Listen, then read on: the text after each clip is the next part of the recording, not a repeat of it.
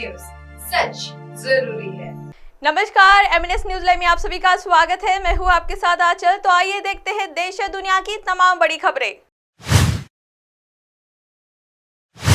क्या है ऑपरेशन अजय, जिससे इजरायल से लौटेंगे फंसे हुए भारतीय? कैसे नागरिकों को वापस लाया जाएगा? इजरायल में जंग शुरू होने के बाद से कई विदेशी नागरिकों की मौत हो चुकी है।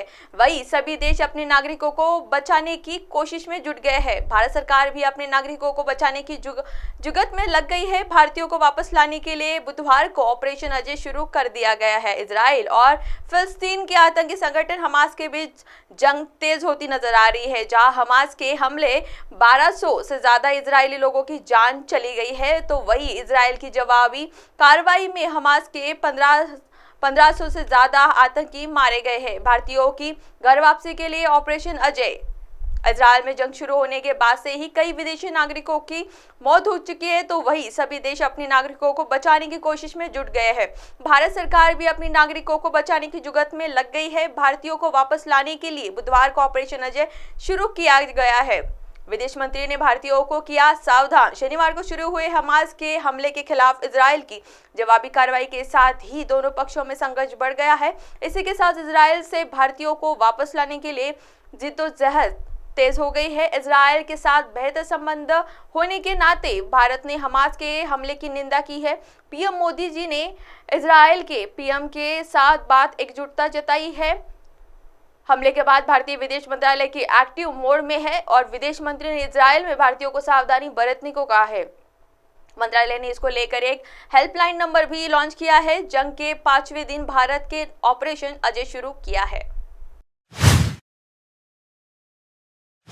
आइए बढ़ते हैं अगली खबर की ओर। पुलिस के साथ मुठभेड़ में 2 हिस्ट्री सीटर की मौत। कई अपराधों की वांछित थे दोनों अपराधी। एआईएडीएमके के एक पदाधिकारी की हत्या में कत्ल तौर पर शामिल लंबे आपराधिक रिकॉर्ड वाले 2 लोगों को पुलिस ने गुरुवार को उपनगरीय शोलावरम के पास मार गिराया। यह दोनों की अपराधी कई अपराधों में वांछित थे। इन दोनों अपराधियों को पकड़ने के लिए पुलिस ने 4 विशेष टीम का गठन किया था। पुलिस टीम ने भागने की उनकी कोशिश को विफल करते हुए दोनों पर गोली चला दी।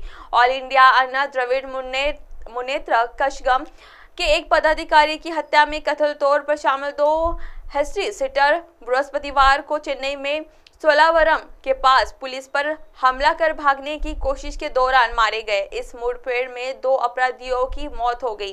पुलिस ने बताया कि एक विशेष पुलिस दल मृत्यु सर्वनन और संडे सतीश को नई दिल्ली से गिरफ्तार कर यहां लाया गया है। स्थानीय पुलिस ने उन्हें पुलिस थाने ले जा रही थी, लेकिन रास्ते में उन्होंने पुलिस दल पर हमला कर दिया। यह हमला शोलावरम के पास किया गया, जिसके बाद मृत्यु सर्वनन और संडे सतीश ने भागने की कोशिश की।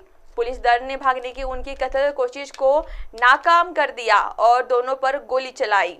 दोनों हिस्ट्री सीटर कई आपराधिक मामलों में वांछित थे। दोनों अगस्त में रेड हिल्स के पास पदियानल्लूर के अन्नाद्रमुक के एक पूर्व पदाधिकारी पार्थिबन की हत्या में शामिल थे।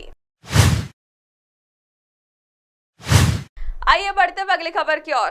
बीजेपी ने चला ओबीसी कार्ड, 29% ओबीसी उम्मीदवार उतारे मैदान में। कांग्रेस पर उल्टा पड़ा दाव। जिस ओबीसी आरक्षण के मुद्दे को कांग्रेस देशव्यापी मुद्दा बनाने का प्रयास कर रही है, भाजपा ने प्रदेश में उनकी हवा निकाल दी है। पार्टी ने अब तक जारी प्रत्याशियों की 4 सूचियों के 29% टिकट अन्य पिछड़ा वर्ग को दिए हैं। घोषित 136 प्रत्याशियों में से 40 प्रत्याशी ओबीसी वर्ग से बनाए हैं। दरअसल कांग्रेस पिछले कुछ दिनों से ओबीसी राजनीति को हवा देने की कोशिश कर रहे हैं। यही कारण है कि भाजपा ने न केवल ओबीसी प्रत्याशियों की संख्या बढ़ाई है, बल्कि इनमें महिलाओं को भी स्थान दिया है।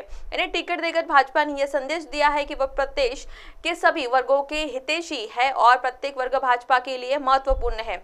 16 प्रत्याशी महिलाओं को भी शामिल। टिकट पाने वाले को 16 प्रत्याशी महिलाएं हैं, जबकि 28 युवा चेहरे चुनाव में उतारे गए हैं। अनुसूचित जाति के 18 व अनुसूचित जनजाति के 30 प्रत्याशी भी घोषित कर दिए गए हैं।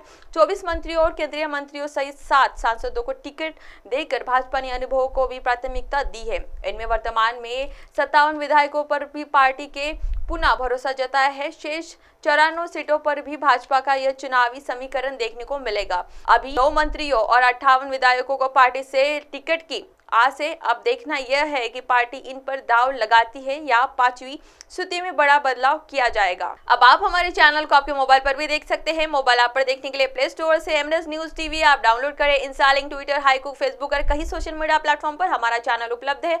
आप हमारे चैनल को लाइव भी देख सकते हैं www.mnsnewstv.com पर। फिलहाल वक्त हो चला दर्शकों ब्रेक का। ब्रेक से लौटने के बाद देखिएगा देश और दुनिया की तमाम बड़ी खबरें। बने रहिए एमएनएस न्यूज के साथ। नमस्कार।